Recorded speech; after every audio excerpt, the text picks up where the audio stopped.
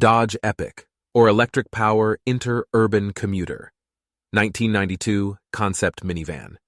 Powered by nickel-iron batteries with a range of around 120 miles, the EPIC used the complete T-van powertrain assembly in a different package. The windshield was raked more aggressively, but the A-pillar was modified to change perceptions of the distance from the door to the cowl.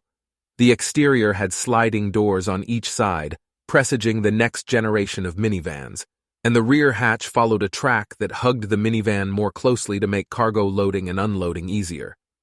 The stow-n-go rear seat folded completely into the floor when not used, another feature that would eventually show up in gas-powered minivans, albeit taking longer. The production version of the EPIC was introduced in July 1997 and leased to government and utility fleets. It was available as a Dodge or Plymouth and used a 324-volt advanced lead-acid battery pack, nearly twice the voltage of the T-van. Chrysler did want to use better batteries, but the technology was not yet available.